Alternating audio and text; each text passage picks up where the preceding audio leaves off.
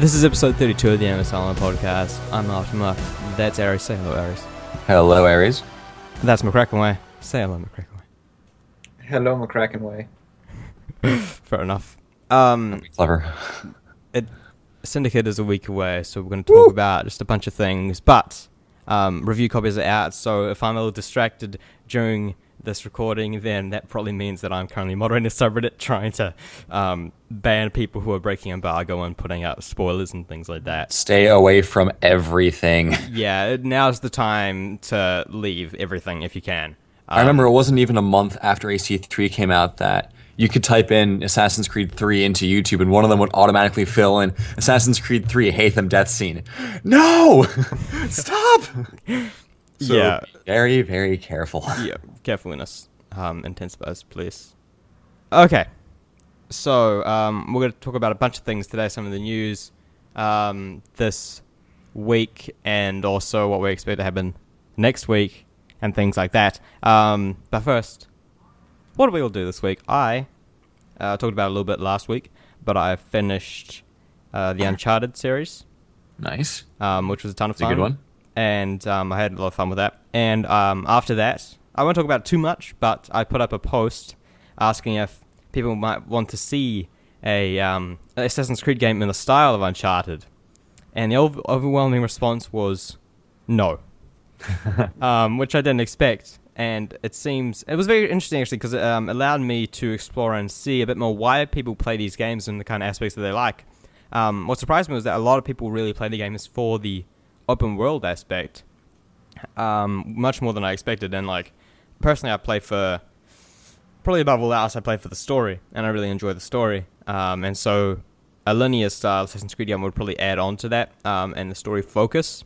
And I don't think, like a lot of people said, they enjoy feeling like they're wandering around a historical city. But if it's like a linear style for that city, if it's handled well, then it can still feel like you're wandering through that city. Like there's the generic Nepalese cities and generic city in Yemen in UC2 and UC3 respectively that you go into, and it feels like you're wandering around the city even though you're pretty restricted to a single path. And also in the Uncharted 4 gameplay demo, there's a city in somewhere they don't really say, which has very much the same feel. It's kind of, chilling around, wandering through, and then boom, tank. So yeah. Uncharted is very good at placing you in a city and then having everything go to shit. Yeah, I especially like, there's a brief, well, it's actually a decently long sequence in the beginning of Uncharted 3 that takes place in a Spanish or a Hispanic town, and that reminded me a lot of Havana, and it was really interesting to see how well they brought this linear corridor of this city to life. Pretty sure it was Havana. No, was Havana? It was. Really? Wait, we're talking about the one. We're talking about the one in Uncharted 3. Yeah, with Tiny Drake. No, that's Cartagena in Colombia. Okay, never mind. See, I played this recently, so I remember. I played it like 3 years ago, so Yeah. you are the authority. Yeah. So Uncharted 3. that thread was very interesting. I liked it, even though I had to edit it twice to try and clarify some points that I wasn't saying that every single Assassin's Creed game should from now on, be linear and not open world, and that I wasn't saying that I expect them to make one, just that I'd like it, and I'd probably very much enjoy it. What about you guys? Did you guys do anything interesting this week? Well, I played through Hearts of Stone, Witcher 3 expansion. Ah, nice. How'd you like that? I thought it was really fun. There's like essentially 4 big sequences, I guess. Like there's 4 big main story missions, and each of them is kind of like its own thing and is really compelling. And they're all tied together by this really compelling villain. If you like, I mean, it strays from the main story a lot. So you're not going to see Yennefer or Triss or anything. You're not going to like learn more about the Wild Hunt or anything, or it's not going to flesh out the main story, I guess is my point. But if it's a really well done piece of individual storytelling, with some really interesting new characters in it, and also there's at least one very interesting encounter like with enemies in there. I thought it was loads of fun. I just finished it up last night. and it was just I don't know. I like it was a really nice short package.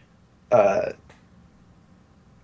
Whereas, like, I mean, the main game is like, wow, there's so much stuff to do, and I feel like super overwhelmed. This was really straightforward. Like, Nice and condensed, basically. yeah. It was Yeah. like if you liked The Witcher 3, and you want to return it to it briefly and feel like you're doing stuff and being and Geralt's adventures are continuing. It's so great. So you're looking forward to I believe it's called the Blood and Wine. Blood and Wine. Yeah, I'm very much looking forward to that because they're also putting. I mean, I don't exactly know what they did with this thing. It felt like they added a significant portion to the upper right corner of the Velen map. There's certainly a lot of new markers. I don't know if they actually added in land or not. It felt like that because I hadn't explored it at all, honestly, which I presume I would have just because, like, notice boards show up on your map and tell you where quests are. But it felt a lot like, even though it was similar to previous places I've been, I felt like I was exploring a whole new area. And I'm very excited for Blood and Wine because it is a whole new area. I know that. Yeah. I think it's Kavir, but I might be wrong. Aries, I know you wanted to say something in the intro. Yes. So the past couple weeks, I didn't really realize it until after it happened, but Ubisoft's stock has been on an absolute tear these past 2 weeks. Basically, since the announcement of Far Cry Primal and all the growing stuff for Syndicate coming out, next week, and other factors that I don't really understand. Ubisoft's stock increased by about $1.50, almost $2 full in the span of 2 weeks, which is unheard of and great for my portfolio. But to those of you who are over at Ubisoft in charge of finances and stuff, good 2 weeks for you guys. A round of applause for you. I like stocks. I don't know. I was an econ nerd in high school, not so much anymore. But I wrote a paper on IMAX, and my dad was like, "Good idea," and he got a few shares. Talked about Ubisoft. He's like, "Good idea," got a few. So I'm like, yeah, I'm an adult playing with stocks like real people do, even though real people don't really do that. But bottom line is good times for Ubisoft abound with all the new Far Cry Primal stuff and Syndicate, which hopefully will sell a lot of money. My conservative estimate of Syndicate sales is 9 million. That's my guess. 9 million copies. Do we know what Unity hit?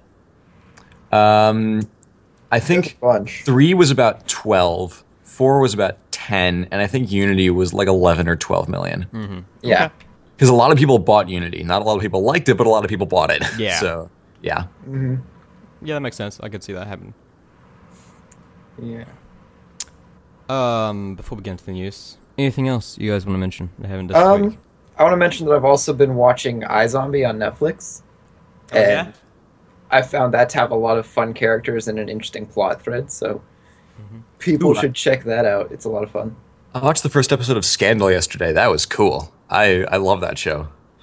I'm currently still watching American Horror Story Freak Show, and I started watching Arrow Season 3 and the first season of Flash on Netflix. And because of the way the mini crossovers those shows have, you kind of have to watch them simultaneously, like switch back and forth. Like I'll watch episode 11 of Flash and then episode 11 of Arrow so that I can see all the crossovers and it makes sense.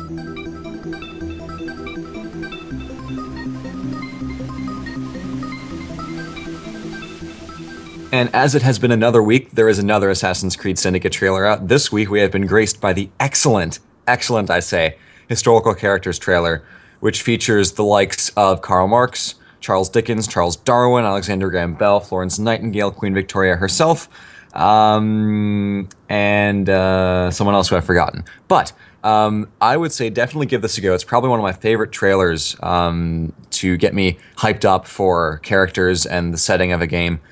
Because it does the very important thing of talking about the people that we engage with, because this game is a game about people doing things, and what makes me excited is because what makes me excited for this is that the focus is on a very small group of people who are very, very well known. And the way that they're treated on this trailer, which you should go watch because it's awesome, is very, very markedly different from both Assassin's Creed Unity and Assassin's Creed 3.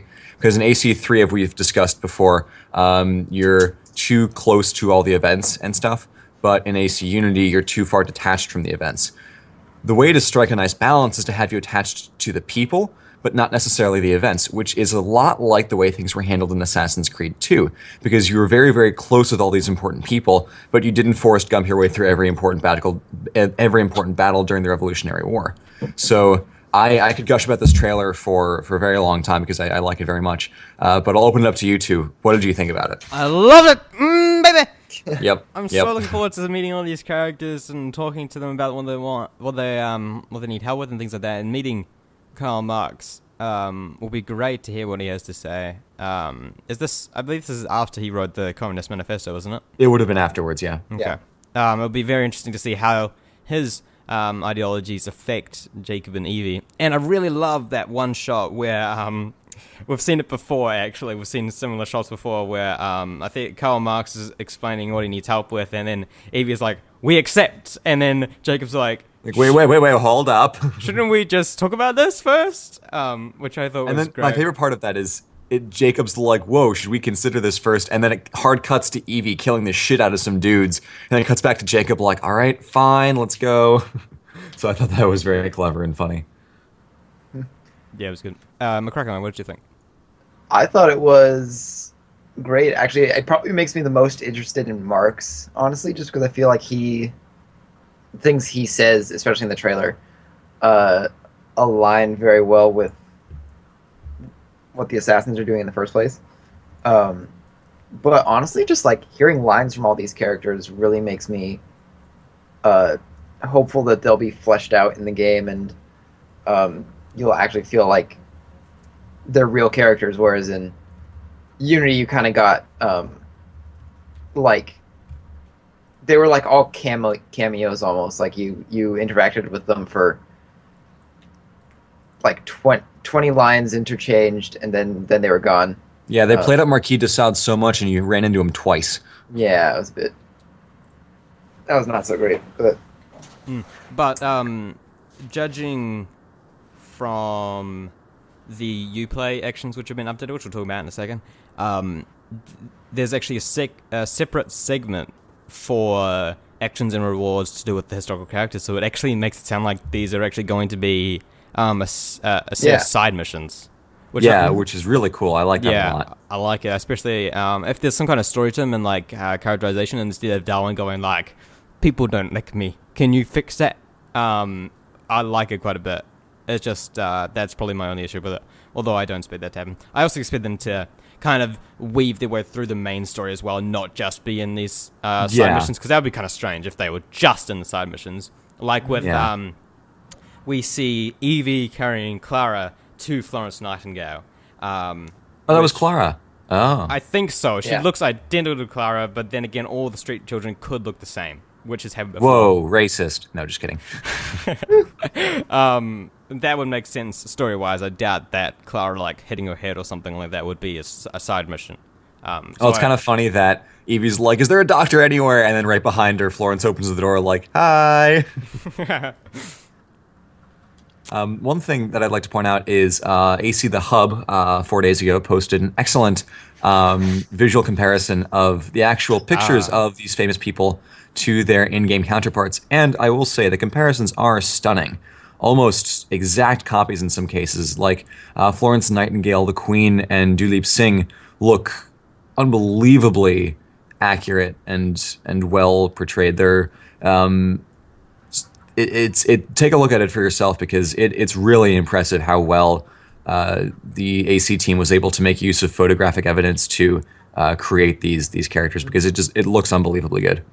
Yeah, there was actually actually a bonus for the time period. Yeah, there was another video that came out this week that was sponsored by Ubisoft, although he didn't quite make it clear that it was sponsored by Ubisoft in the way that the FCC regulates, which is a bit annoying, but whatever.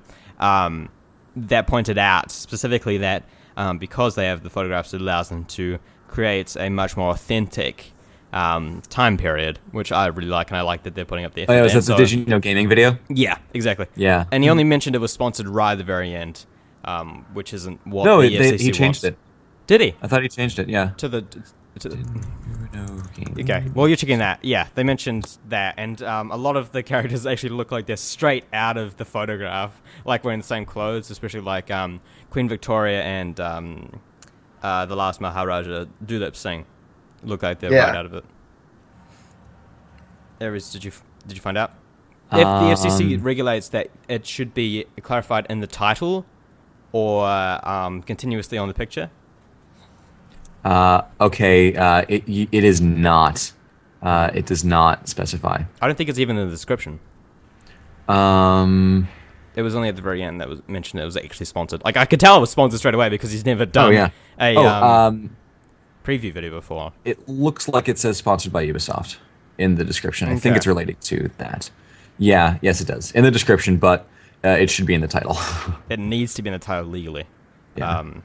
So that's an issue. Maybe Ubisoft could, like, mention it to someone next time they set something up with that. Otherwise, you could be in some trouble with the federal government. But it's still a good video. Yes, it was a good video. The historical illegal, but good. Yeah, the historical characters trailer was good. Did You Know Gaming kind of went over a lot of stuff that I know already because, you know, we pay attention to the news all the way through. I'll be interested to see if he makes another one for, like, afterwards. Doubtful. Yeah, like maybe they usually go a bit broader. So maybe an Assassin's Creed franchise. Did you know? I don't know how many times. He already did one of those. Yeah, he does sequels though to some of them. Some of the videos. So we might get that. But given his audience is gonna be like, did you know assassins stab people with knives? Yeah, because you can't really get too deep with those. Yeah, at least that's what it's gonna sound like to us. Even though to other people who don't know a lot about Assassin's Creed, it'll be like, oh my god, they have knives on their hands. Holy shit. That's so cool. Okay. Anything else you guys want to mention about either of those? Gets me excited. I've really been increasing my hype levels for Unity over the past couple weeks. Moving on. Yeah, that's Unity, Syndicate, shit. Yeah, I'm excited about Unity. Oh, it's coming out a year ago. Oh, yeah.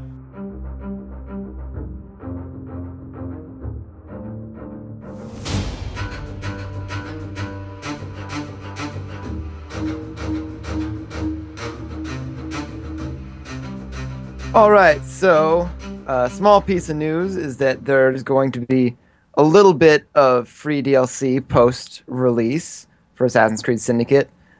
Free outfit for Evie and a free outfit for Jacob. Evie gets a multicolored steampunk outfit, and Jacob gets a very brown kind of Victorian Gothic horror patchwork outfit.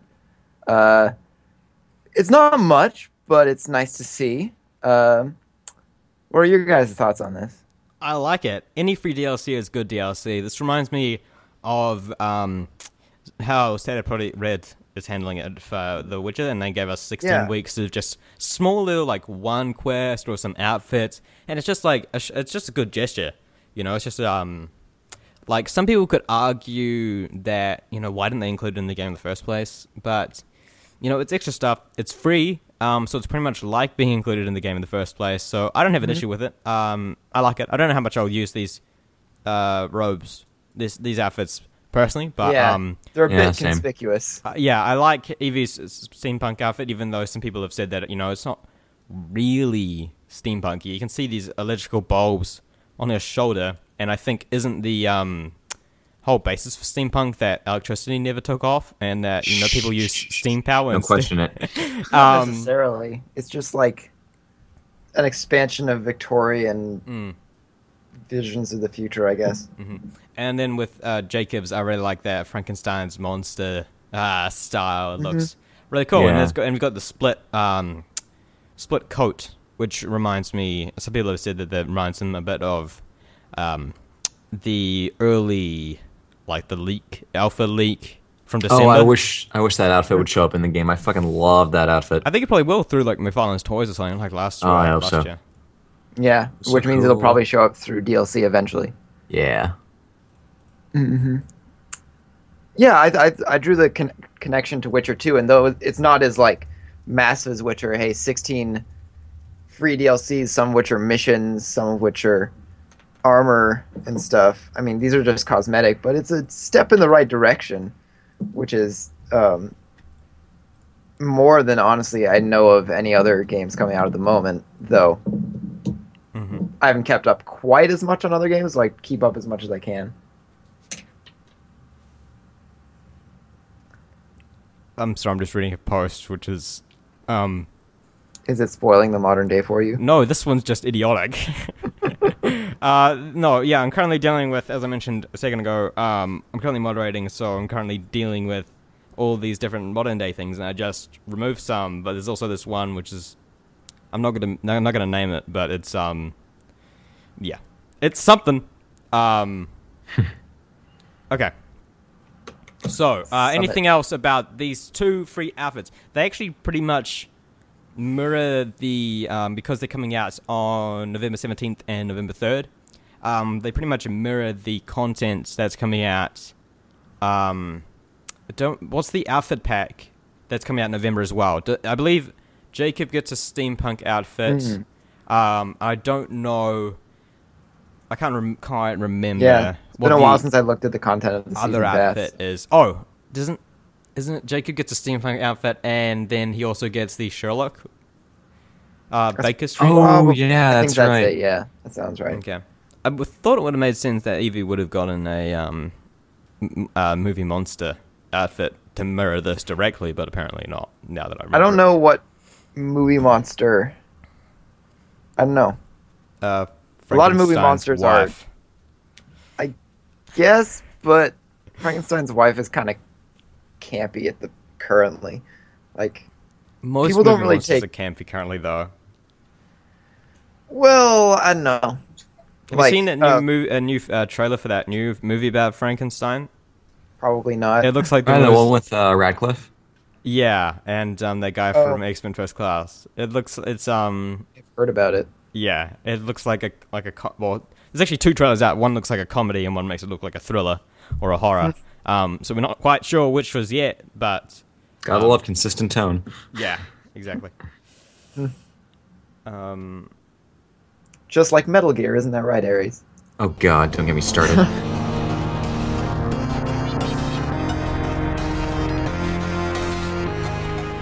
Another piece of news we got this week, we got Uplay updated the actions and rewards for Syndicate and added them, and it's all very cool. I like it quite a bit, although maybe if it wasn't in the base game and not on Uplay, we would have been more happy, but we'll get to that in a second. We won't talk about the actions too much because they're basically right for spoiler territory, basically the same as like trophies. But Spoilers, one is play the game for the first time. nice. Whoa, But we will careful talk about. there. But it's also 0 Uplay points, so it's not worth anything. Okay, good. But we will talk about the rewards because those are always fun. I'll run us through them and we'll give our thoughts. As you do. So we have these Master Assassin packs. So we get Edward's outfit for Jacob, Xiaojun's outfit for Evie. We get Elise's outfit and Evelyn's outfit for Evie. Both. Two thoughts on those. One, legacy outfits for Evie is great. Yep. Really excited for that. Although sadly Jacob will not be able to wear those outfits because I would have loved to have seen him. Like maybe he put in like, oh man, like. I'd love him to see him like put in pillows and pretend like he had boobs or something. That would be fun. I think that's something like Jacob would do. That's something that Paul Amos would do, I think. Wearing like Elise's dress from the beginning of Unity. Oh yeah, yes. Oh, that'd be funny. I'm Yes. so down for that. I actually kind of like that, like, brief tangent, like, it was kind of fun, like, people hate Liberation, but I liked wearing a dress and going into the streets and murdering people. Feel like a badass. That is a good way to feel like a badass. Yeah, because you feel like the secret badass, you're like, oh, look at me, I'm just a noble lady, and then you bring out your hidden blade and you slice throats all over the place. Surprise, bitch! Yeah!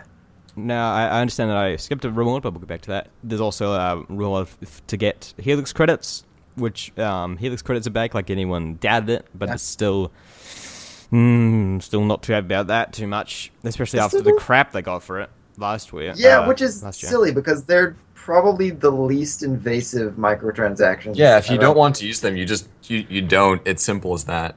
So I don't have too big of a problem with Helix credits. If they lock anything behind Helix credits only, then I'm gonna get pissed. But right now, that hasn't really happened, so I'm good. Yeah, Yeah, but I they mean, kind of do in that, like, nothing's on the map unless you specifically reveal it or run around Paris for 3 hours. that's not really a problem because that's how they were before. Like Assassin's Creed 2, none of the feathers were on the map. You could purchase maps for the chests, but the chests are worth nothing, so there's no point. They're worth money, though, in-game. Not enough to be useful. Yeah, I know, but you can still buy it. So, no, are you sure? I thought there was maps to find the feathers. Or was that just Brotherhood? Not in 2. They showed up in Not in 2. Brotherhood, but there were also only 11 feathers in Brotherhood. Oh, yeah, I forgot about that. And the main thing in Brotherhood was the flags, right? Yeah, Yep. which you could also get maps for. But, I mean, I don't know. I feel like that was the first game that I played that had maps for collectibles in the games, and I always kind of felt that was sort of cheating. What? Like, I mean, like, What? yeah, I mean, like, it seems to me I feel like that what was related to something else. Nick, you all right over there? Yeah, I'm okay. I'm okay. I'm also moderating at the same time. But yes, I'm a little confused at, what is cheating?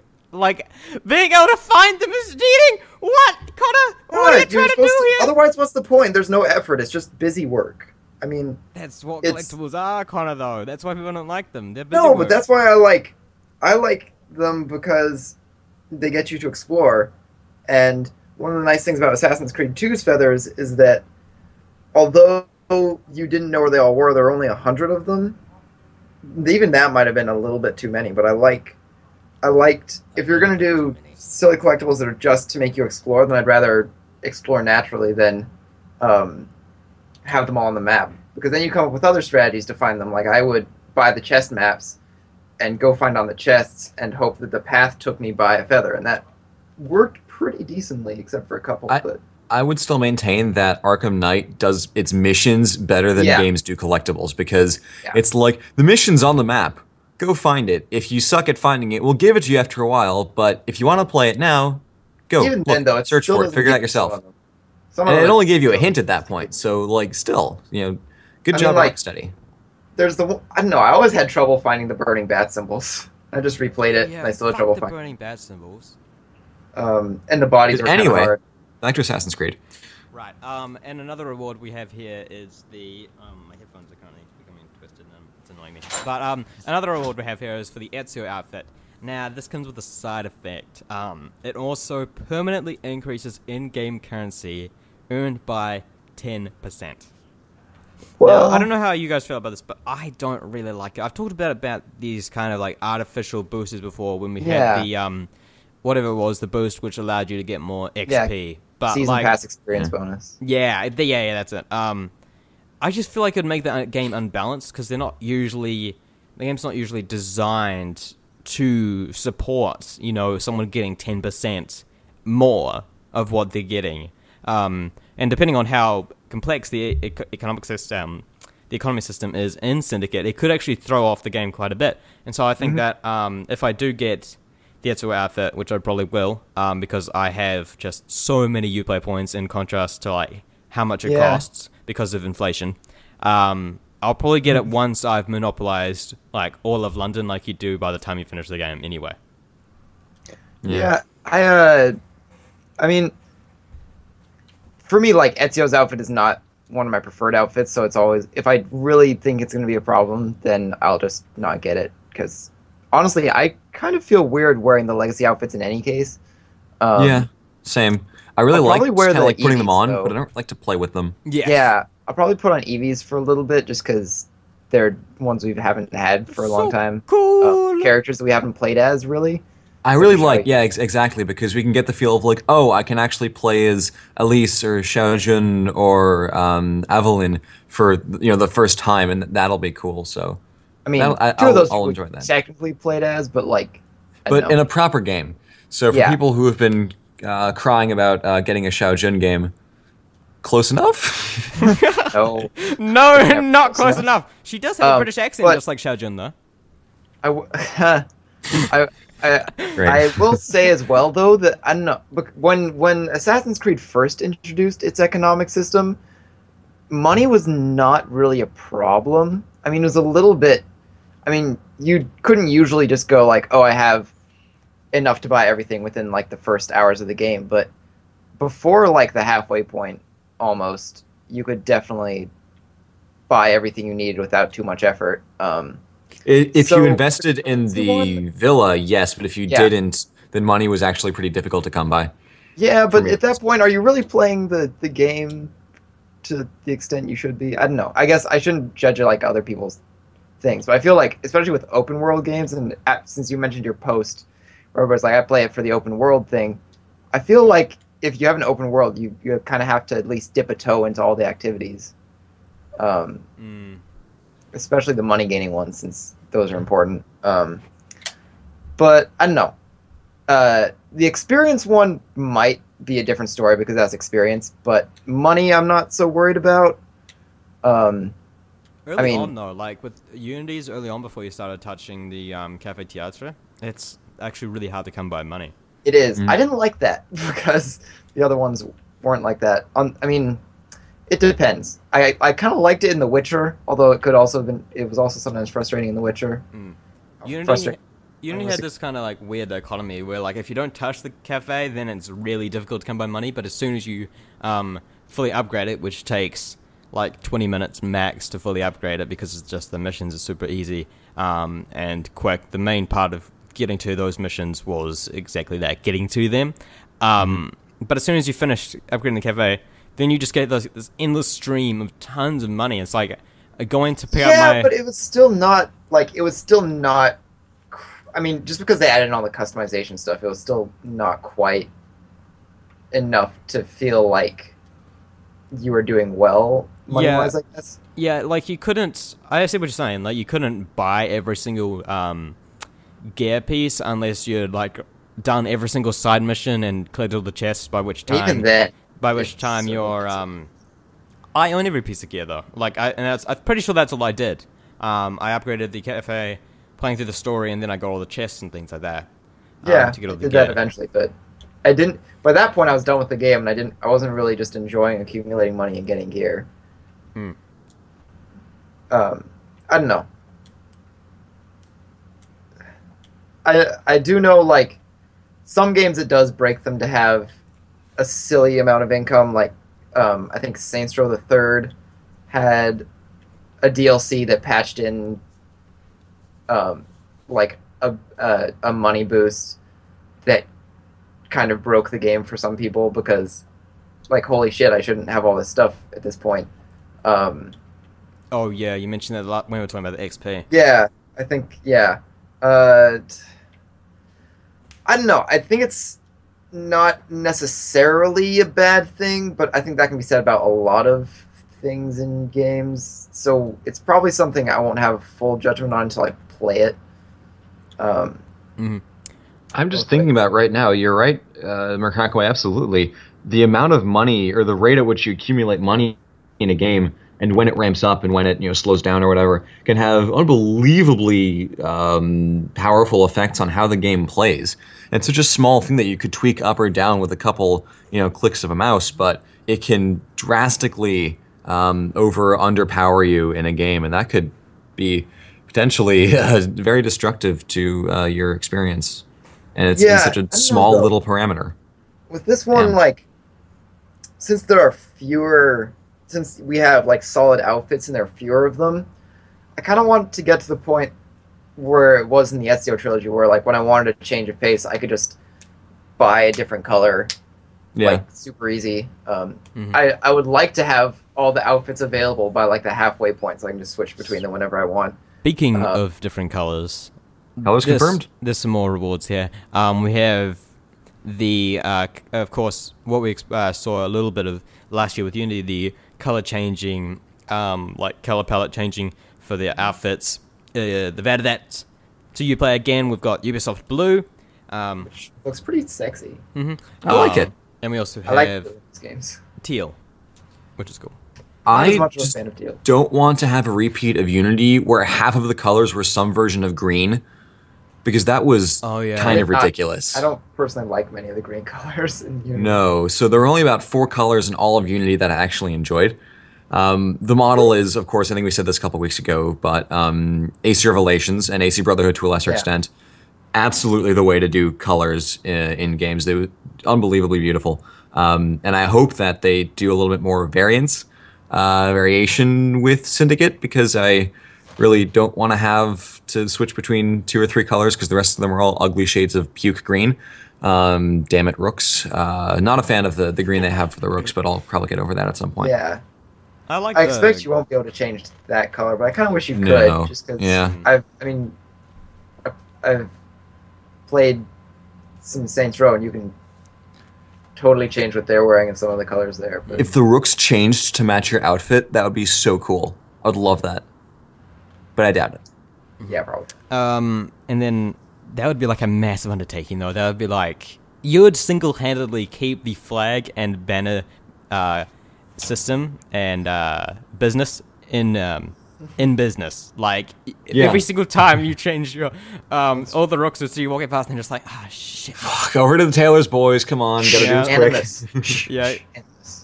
Animus, of course. And next we have the Evie and Jacob Cloak slash, which is a strange name for a reward, but okay. So this slash pack, belt.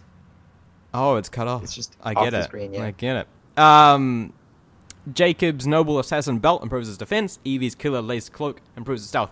I like this. This is cool. I like how you can get gear which kind of improves each character's natural kind of skills. But as I said, kind of with the 10% more money making it unbalanced, I won't be getting this until like the end. Actually, I probably will get this because I bet you can switch them out for other things. I just realized something. I just did my join the family thing in between segments here, and I spent 12,000 points, 12,000 points on getting the Edward outfit, which I realize you can get on Uplay for free. That doesn't make sense. Yeah. Oh. I don't think it matters that much. Oh. It's fake points in one place or the other. Wait, no, Connor. What? But it's zero. What? It's It nothing. says get it for free. So you don't have to spend any Uplay points to get it, whereas I just spent 12,000 of my Join the Family points, which were so dear to my heart, to get the same thing I could have got for free. You just summed it up. Who cares? Yeah, I know, but like that's annoying. That's another thing, but like I could have entered so many sweepstakes. Yeah, fucking yay for sweepstakes, am I right? But like, why are we getting them for free? Don't we usually pay points for these outfits? I mean, the other ones are like 10 points, which you're right about deflation of Uplay prices. Holy shit. Yeah, you could see. I remember when like an ammo boost was 100 points, but now it's like get 6 outfits for 5. Yeah, that really changed with Unity. Yeah, you can see Access the Animus has posted theirs, and you can see that he has 555 Uplay points. So that should give you some idea of how much these are worth. Yeah, so we got a little off topic there. But guys, Evie and Jacob Cloak slash, what do you think? I like the cloak slash. Looks cool. Like the little gold look for Evie on her cloak slash. Coat looks nice. It's kind of, I don't know, like the cloak is like a cool interchangeable piece, like, you know, because it's a cloak. It's like a flare you might have on like an MMO. You know, it's like a little personal touch. And then Jacob just has a belt, which is yeah. It's But I like brown. how much Evie's emulating Jacob, or emulating Ezio. Ah, yeah. She's got the freaking Evio. She's got the, although I said Eve Tair last time, damn it. But she's got the assassin symbol on her cloak. Although she has it right shoulder, Ezio had left shoulder. Okay, so they are mixing it up a little bit. That's good to know. Fused them together down the middle, they'd have a full cape. And that would cause some interesting reproductive issues. Actually, it would just be 2 half capes because they don't perfectly meet in the middle. That would actually be digression aside. Probably cooler. And next, we also have a reward for the Bullseye Revolver. Unlike the Bullseye Revolver, that doesn't give us a lot of info, but it probably is just a good revolver, I reckon. It only shoots bulls in the eye. Oh, yeah, that's helpful. Yeah. Little known fact, there are also bulls in this game. It's an there is you go to the Spanish place as one of the exotic gameplay segments, and you shoot bulls. Well, that's not very and then nice. you take one back to London, and you get to ride it around. Who needs carriages when I have this bull? Spoilers, that though. actually sounds Spoilers. really cool. Yeah. I'd fucking do that. Are you kidding me? That'd be awesome. Yeah, I would exclusively ride the bull. Fuck you. I have a bull. Fuck you. Move out of the way. Probably I've the got a name bull, of the fuck you. achievement too. Ride the bull. Reminds me of Red Dead Redemption multiplayer where you could like ride bulls and stuff. Oh at the yeah, end of it. can you also like ride zebras? Yeah. Holy Yeah, shit. I need to play some more Red Dead Redemption. That sounds awesome. Yeah. Red Dead Redemption multiplayer was, I don't know, it was cool, but I couldn't play with anybody, and then the only other people playing it would exclusively hunt me down and kill me for no reason. Yeah. I always, whenever I was playing Red Dead Redemption multiplayer, I always went to that fortress with the cannons, and people like always try to attack the fortress, and you just shoot them with the cannons. It's the only place in the game that you can, the open world, where you can find cannons, which makes you safe. I kind of do want to play Red Dead Redemption again now. We should do that sometime if we can. Yes. It's like I don't Red have Dead my Redemption's PS here. multiplayer is like halfway between GTA 4s and GTA 5s. Do they have Yeah. a definitive edition? Because I got no PS3 on me over here. No, they do not. No. Okay, then never no- mind. Yeah. Only thing Red Dead Redemption has a Game of the Year edition. Which I Aw. got. Yeah, just on PS. Did you see that Bloodborne preemptively made a Game of the Year edition like last week? Like, that's pretty They always presumptuous. do that. Well, here's the thing. Yeah, they've started Game of doing the that Year now. At least they really- wait until some obscure website gives them a Game of the Year award to do that. But they're I mean, gonna get before Game of the Year anyone, award from somebody, I don't think that's a Game of the Year is just I mean, you said it. It's like you just get an award from a publication who likes your game. but like it's at not- least wait until like December. They just Nah. They're probably getting awards in Japan already. I knew they It were is a couple Jap- hours ahead, but I didn't know they were 2 months ahead. Holy shit, Japan. Last Well, thing on the list is Arbaz Mir's Kane. Jumping back to the Uplay rewards. Yeah, and so this Which is a Kane sword continues. by Arbaz Mir. Cool. Yeah, this continues the kind of in-depth relation with Syndicate to India. And earlier this week, I made a prediction that Chronicles India, and I also said that Chronicles China would be out the same week as AC Underworld, even though the latter doesn't make much sense. Don't worry about it. I was tired. But yeah, I wouldn't be surprised if Chronicles China came out the same week as Underworld, because one follows. India, you mean? India? You said China. I said China again. Yeah. Holy Yeah. crap! I don't. Why do you guys have these naming conventions? That's annoying. Yes, Chronicles India. Why are names different Same from each other? week. No, but they both start with Chronicles. Okay. India. Would a came out Chronicles by any other name be so sweet?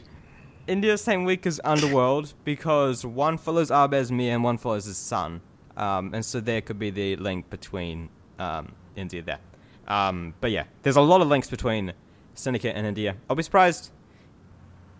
I was surprised to hear that we're only going to be in London. Like, I thought that with all these connections to India, we probably would have gone to India at some point. Yeah. For maybe like 1 or 2 missions or something like that. Yeah. Yeah, but But we it also have all seems- those connections to Egypt and Unity, and Yeah, exactly. nothing. It's, That might be a trend of this generation. Is like here teasing other places that we don't get to go to. yeah, let's just tease Asia. Maybe next cycle we'll get Egypt, India, and wherever they tease in the third of this cycle. That could be interesting. Yeah. Yeah, little teaser. Hmm. I mean, you could kind of say that about the Ezio games, I guess. They teased 2 places. Especially Brotherhood at of the End Brotherhood. teased Unity. Yeah, but also the American Revolution. Yeah. Hmm.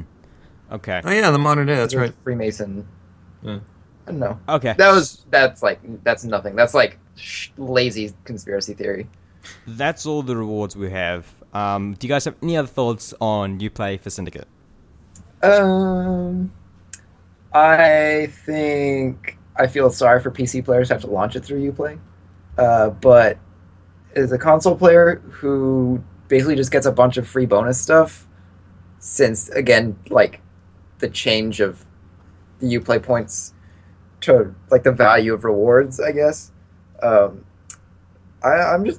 super down for it. All right. Even Alex? though usually they're useless, but whatever. Agreed. They're nice little bonuses. I don't always get all of them, but I just went through, joined the family, and kind of picked up all the little whatever packs you can get, Yeah. and bought the Edward skin. God damn it! And AC2 had but, the nice I mean, hey, one. you know, I'll put the outfits on. I'll use that Ubisoft blue color scheme because it's sexy as hell. It is sexy With as hell. that nice dark blue. And yeah, I mean, good stuff. I always enjoy getting little rewards. I feel like I earned something. So I will say, if you want to be a downer, then the thing to say is, well, Assassin's Creed 2 gave us an entire challenge map, so anything less than that is absolute and utter cockshite. Okay, moving on. Wow. No, but I think it's fine. Yeah, I like the Uplay rewards. Legacy outfits have always been locked behind external crap, so this is really no different. Although I'd personally prefer they were in the game. I prefer them being locked behind Uplay to Initiates because Initiates, when it was locked behind Initiates, it required you to go out and spend money to buy all the other games and their DLC to get them. Which wasn't necessarily a problem for us. Yeah, exactly. Uplay has the habit of working more than Initiates did, so that was at least something. Yeah, so I like it behind Uplay more than behind like Initiates or some other external site, but I'd still prefer if it was in the game. These rewards look okay, pretty much as normal. We've got the 2 color palettes and the Legacy outfits. I really like that we're getting EV Legacy outfits. Yes, that's great. I love that. I wonder what the other ones are going to get out too, because surely those 3 can't be it. So I don't know. We'll see. I'm hoping for Claudia from Brotherhood. That'd be cool. That would be a dress. I would be super down for that as well. All right. Aries, any other thoughts? No other thoughts. I just want My to mind like is completely empty. characters. Moving on.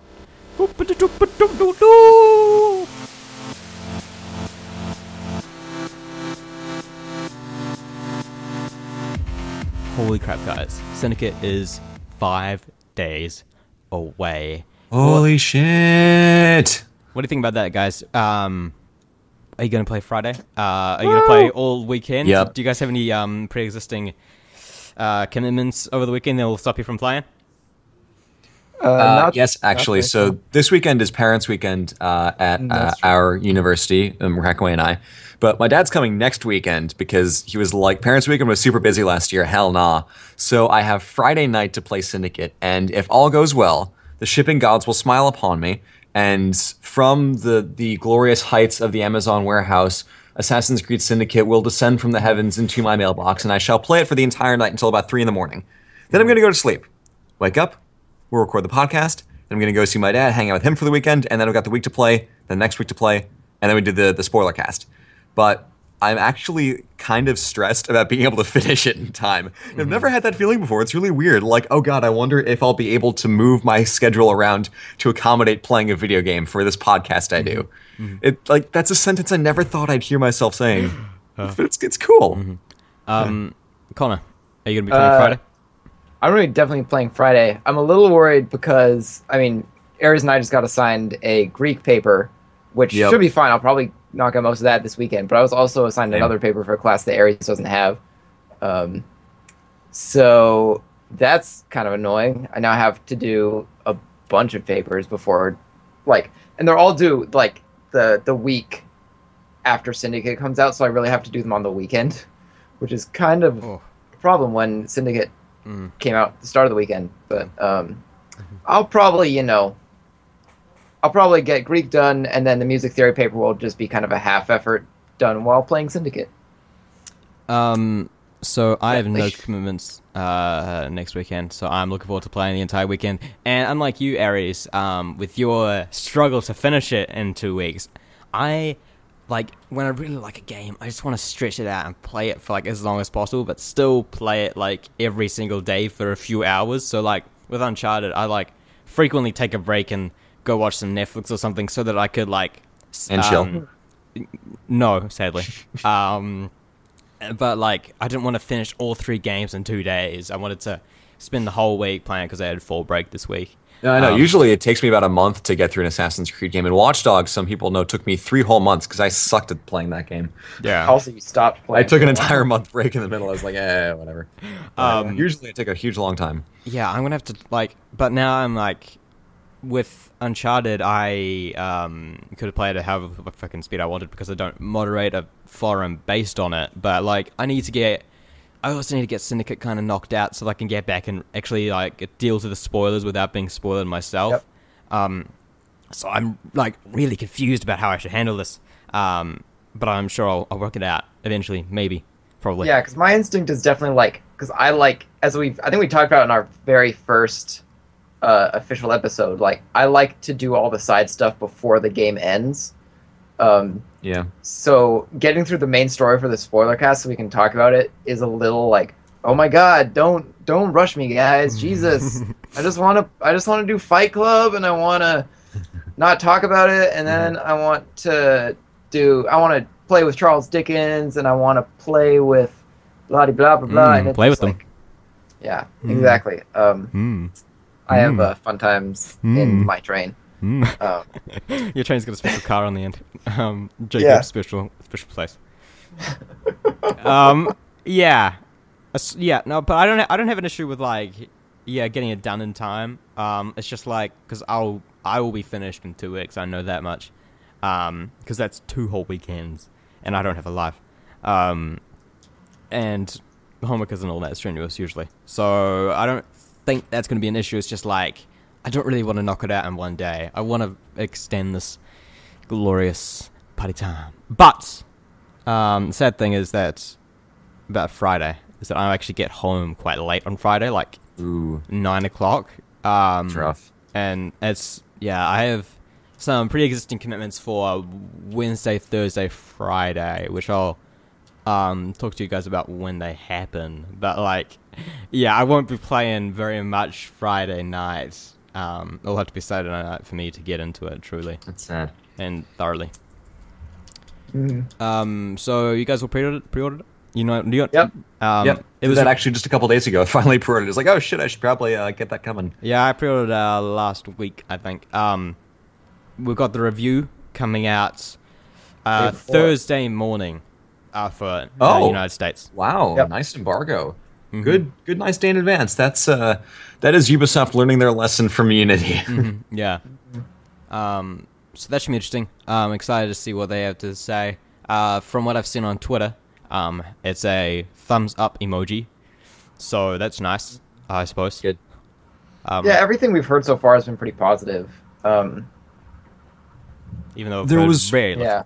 What was the video? There was one video that came out the other day, a couple days ago, 2, maybe 3, which was the Assassin's Creed Syndicate Did You Know game that we mentioned earlier. And in the end, they made some comparisons to AC2, and all the comments were like, wow, that's a bold freaking move comparing Syndicate to AC2. And I think that might not be too far of a stretch, because there are a lot of things. The main thing they were talking about was like, hey, it's a game set in peacetime, and the approach to the historical characters is very similar to AC2, like we said earlier as well. But I think it could happen. I honestly think it could happen. And I've always said, like, oh man, this is the year they're going to get AC right, like with 4, which they mostly did, and with Unity, which they mostly did not. But like, this seems just so, everything is going in the right direction. I want it to be so good, god damn it. I just want this to be a really, really, really nice, good game, and then everything will be happy, and unicorns will be real, and yes. Yeah.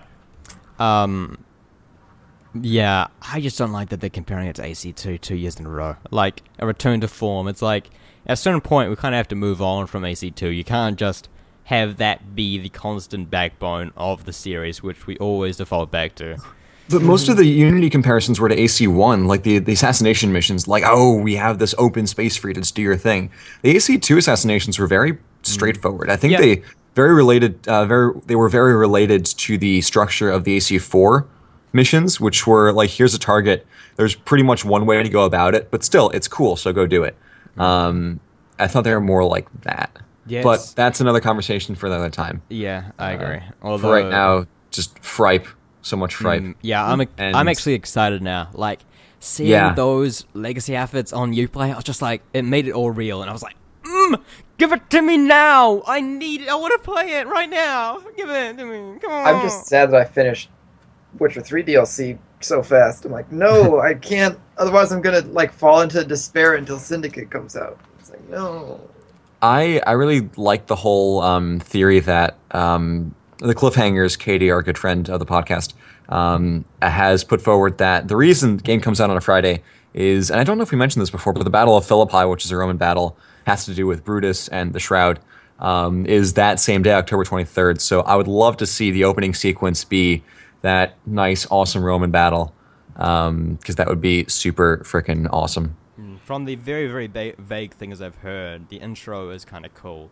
That's all I've heard. So it might be that. Isn't there a post like that the first sequence is a grand total of 1 memory? Oh. Is what? That could be interesting. The first sequence is like 1 memory long, which might mean that it's a long memory, which could make sense with a sequence starting somewhere other than...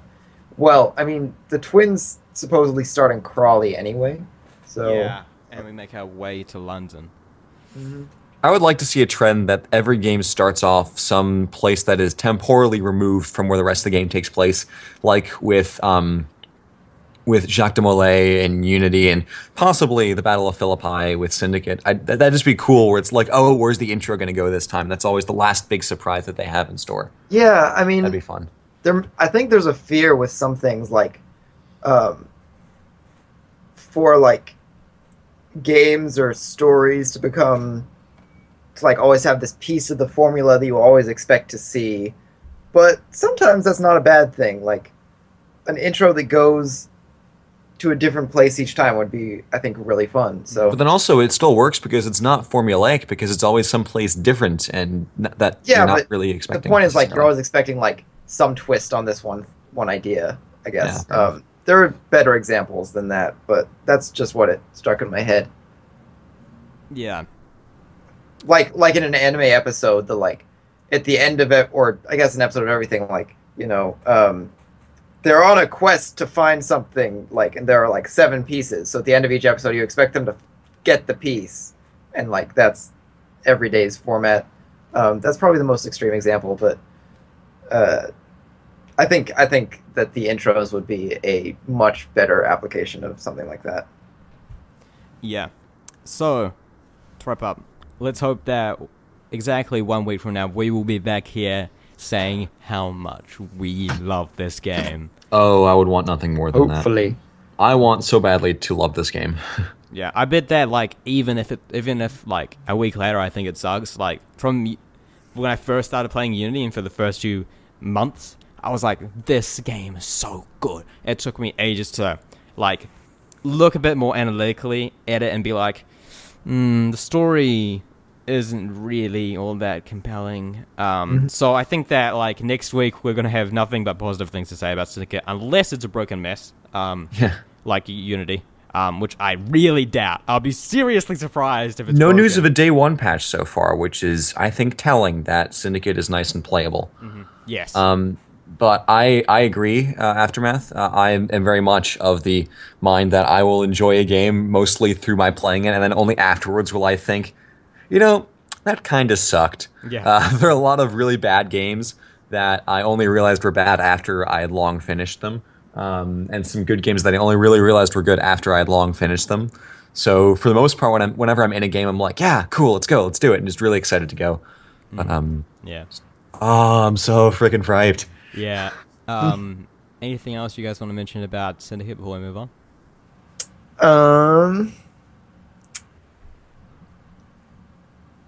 No. Nope. Next up, we have a segment about the Assassin's Creed comics with 2 guests, Lawson and Zero Regen. Make sure to go check those guys out, and I hope you enjoy.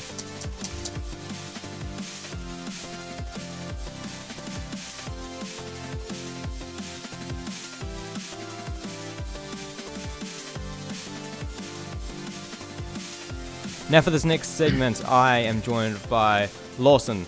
Say hello, Lawson. Nice. What is up, everybody? And I'm also joined by Zero. Howdy. Now, for this, we're going to talk a little bit about the Assassin's Creed comic, which came out this month. Or this week, even. But so to start off, we're going to have a quick summary, not too specific. And then we're going to get into a big discussion. Now, Lawson, I understand that you have the summary ready for us. Yes, so in issue 1 of Assassin's Creed, we're introduced to the series' modern-day protagonist, Charlotte de la Cruz. She's a millennial with high ambition, looking to escape the day-to-day drudgery of a bank job that she despises. Now, she has an ancestor named Tom Stoddard, who was an assassin during the Salem witch trials. So the assassins Galena, Xavier, and Cody, some new characters and at least one familiar from Initiates, they meet her, and with her consent, they bring her to their compound to enter a very familiar-looking Animus, so she can relive his memories. Also, and that's shitty just and beat about up, the spoiler-free. Okay. Oh yeah, Templars did try to attack them, but that's all.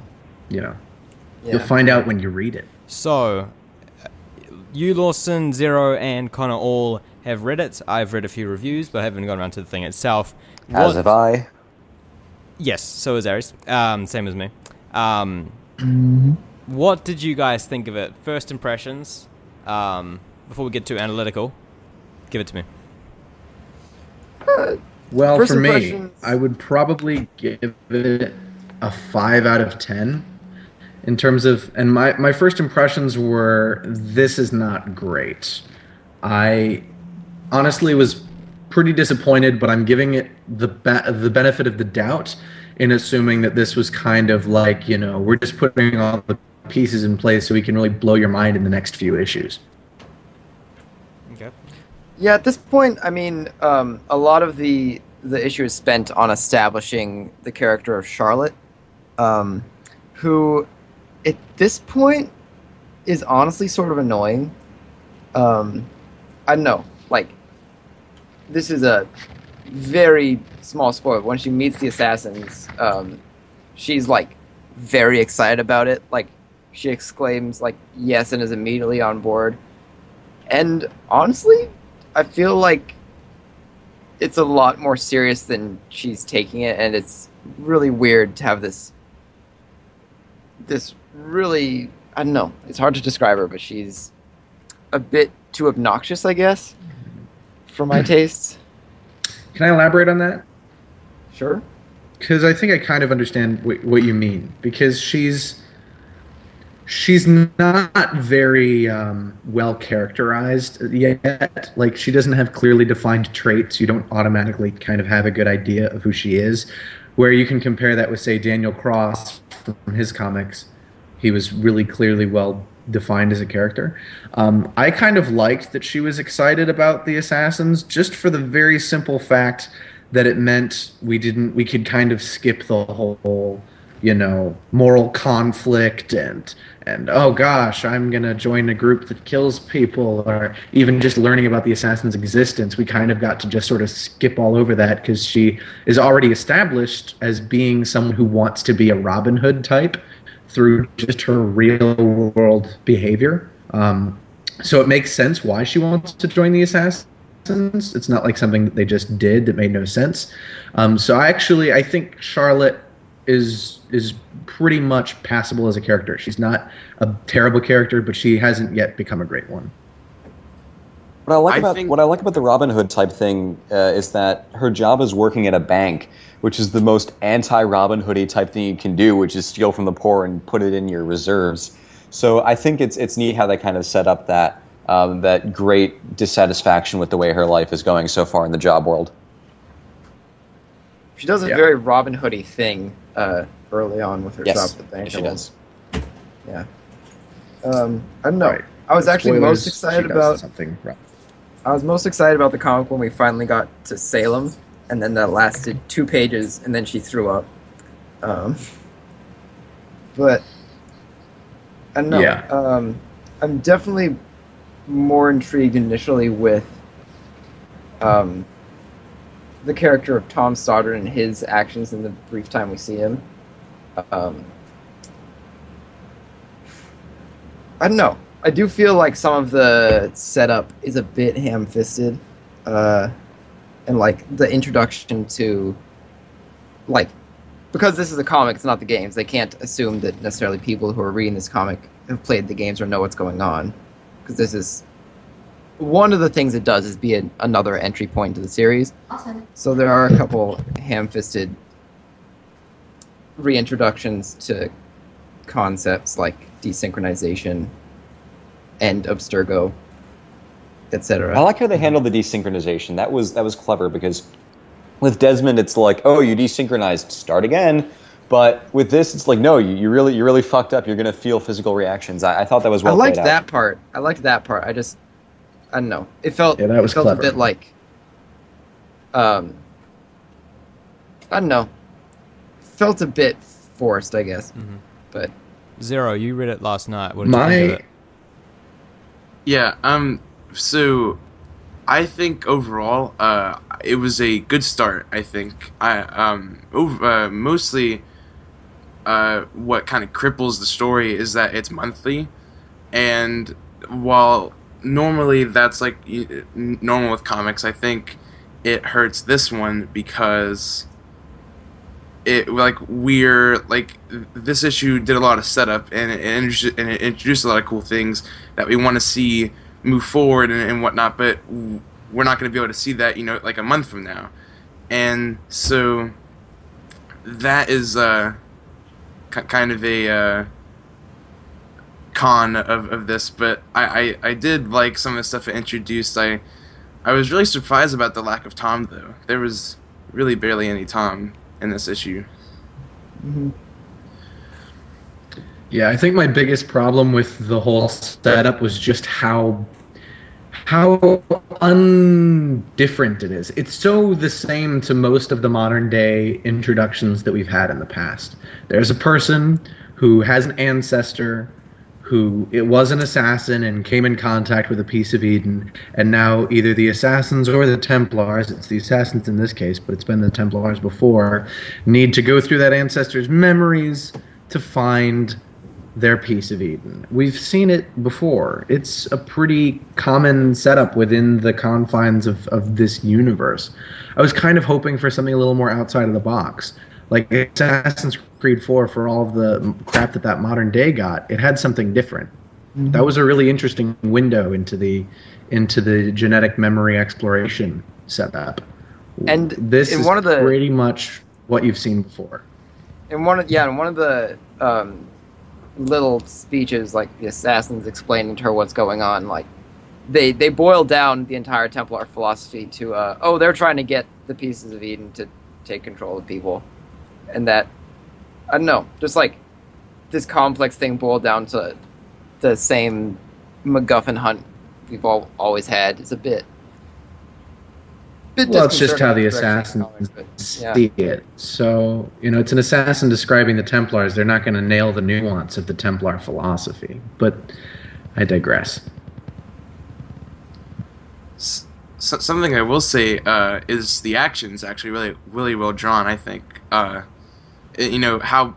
it's very brief, but with how little there is, I think there is some pretty well drawn action, especially like if you compare it to other stuff, like especially if you're reading something like with superheroes involved or something, it can get kind of confusing between panel to panel, like where the characters are and what they're doing. What I liked about the one action scene was that it was in a one room, where all the characters are in relation to each other, so it was kind of easy to see what was happening. So I did like that, and if the fighting or if the action keeps the same consistency, I'm pretty excited for future scenes like that.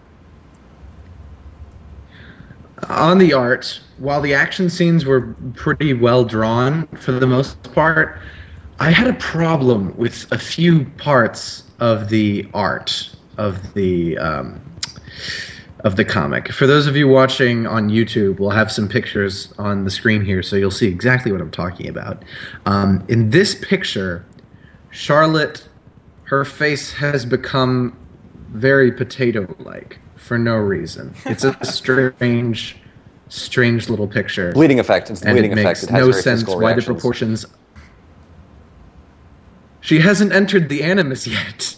It's just so weird how bleeding effect. Weird her face became just Don't now. question it. Don't question the potato. And in this picture, you have two panels that are one right after each other, completely identical to each other in terms of the art being displayed. And in the first one, you can see very clearly that these two characters, I believe Galena and Xavier, are having an argument. And their art makes sense.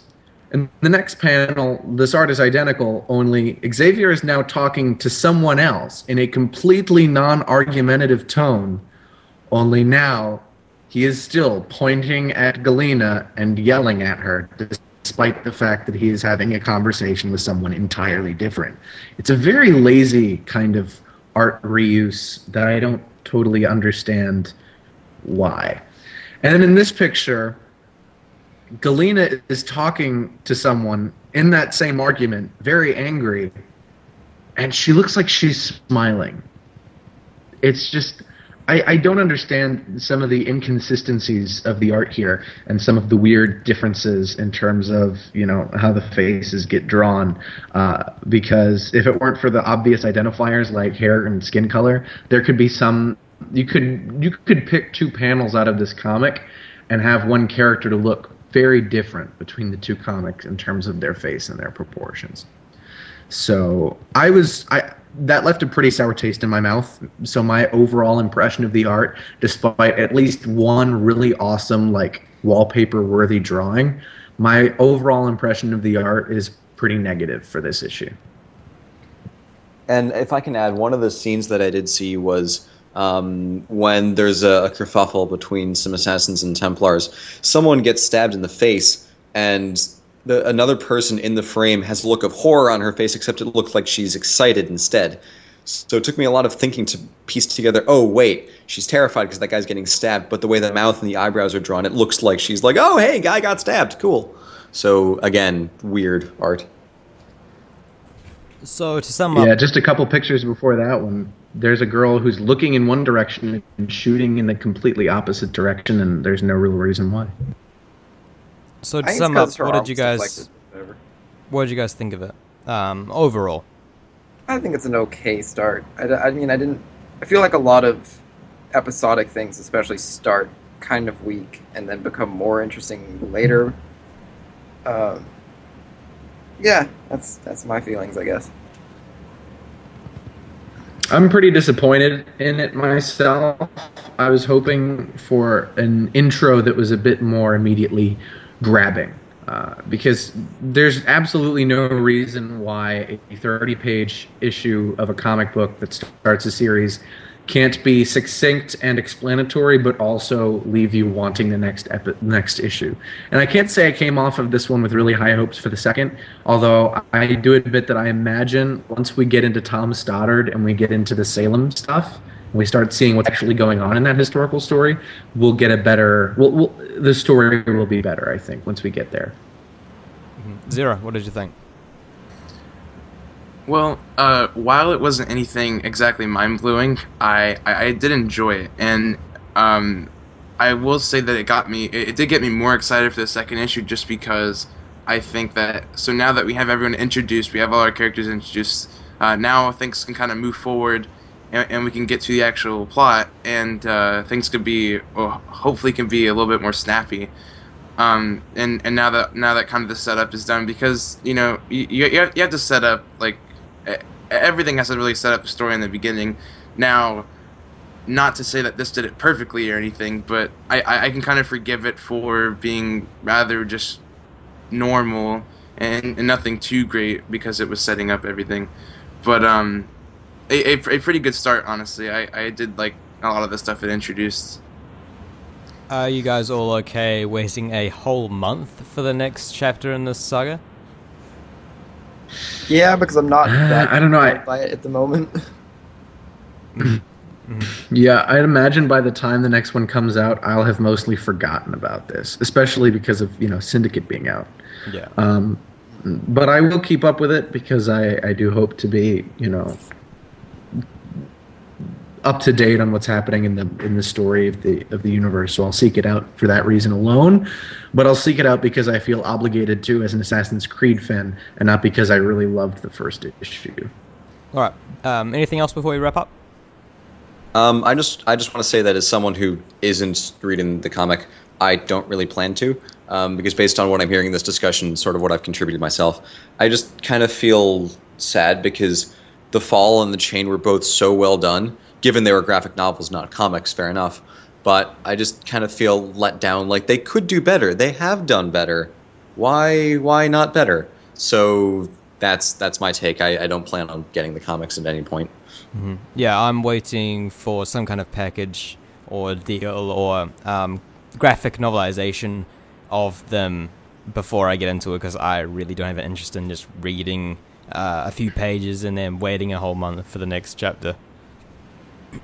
So we do know that this arc will be 5 issues long. Trial by Fire is what involves the Salem Witch Trials, and that is only going to be 5 issues. I do not know if this Assassin's Creed Templar announcement we've heard about, which will take the comic to Shanghai in 1927, is a concurrent series that will run alongside this one, or if that is the arc that will begin after the end of Trial by Fire. So I guess we'll find out. Isn't Templars starting in March, wasn't it? And so that would be like right at the, if this is 5 parts, then 5 months from now is March. In November, December, January, February, yeah. Okay, that's Sounds interesting. about right. 5 months for the whole story. Like, everyone I talk to about comics doesn't seem to like enjoy the whole monthly thing style, but it's such a massive industry. There must be a lot of people out there who actually really like getting small chunks of info a month. It's an industry, certainly. I think actually, I don't know, Marvel's been in danger a couple times. I think I think they're doing so well now because of the movies. I don't think they're doing well right now, comic sales. Okay. Yeah. It's declining for sure. I think the people who are massive comic fans just follow a lot of series, so they always have something to read. Yes. Yeah, that's probably it. Right. I mean, I've been kind of following like Spider-Man, but it's been like in the every couple months get a graphic novel kind of way. Okay. Thank you for sitting down and talking with me, Lawson. Thank you for having me on. And thanks for joining us. Pleasure. Thanks for joining us, Zero. Yep, no problem.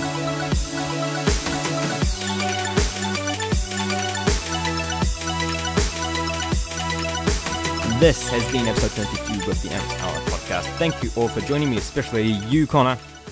Oh, thank you for thinking so highly of me. And also thank you for joining me, Aries. You're welcome. And thank you all for joining me, listeners. The music. And those guys who are on. Oh yeah, those two. We don't talk about them. The music is by Shrug Atlas. You can reach us on the Assassin's Creed subreddit, which I would not advise this week, which is assassinscreed.reddit.com. Yeah, no, lockdown. Just stay away. Don't go Stay there. away from it. Don't Google, don't YouTube, don't Reddit, just leave. Don't go near it. It's also reddit.com/r/Assassin's Creed, which you don't want to go to. But you can also contact us on Twitter, which is a bit more safe, because you can kind of control what you see. And you can also send us an email, which is completely safe, which is animusilentpodcast@gmail.com. We promise we won't send you Not if I any send you. spoilers. We will auto-respond with the end of Syndicate. Just link you a clip. An autoplay video that just starts at like the most shocking moment. Next week, we aren't joined by anyone. We're joined by fucking Syndicate in our hands. I'm swearing a lot. Best guest ever. Yes, Syndicate will be the best guest yet. And then a week after that, we're going to be going for the... No, not a week after that. A week after 2 that. weeks after. 2 weeks after that. A week after that. We're not going to have a guest the week after Syndicate launch. Because we're still going to be playing it. Because we're still going to be playing it. So no guest that week. And then a week after that, we have the spoiler cast, which I haven't decided if we're going to have any guests on for that. So maybe we'll do kind of like a roundtable thing similar to the E3 thing. Where we get kind of people on. That'd be great. I would love that. We'll see how that is. See how many people finish it. We'll talk about that to Twitter and subreddit after launch. Don't go there right now. But we'll update you on that next week and the week after, and the week after, and the week after, and the week after. From all of us at the Animus Island team, good night. I hope you enjoy. Good night and good fright. I hope you enjoy Syndicate before we get back and talk to you some more. Make sure you send us your thoughts. We'd love to hear from you. And see you next week for Assassin's Creed Syndicate. Bye. Bye.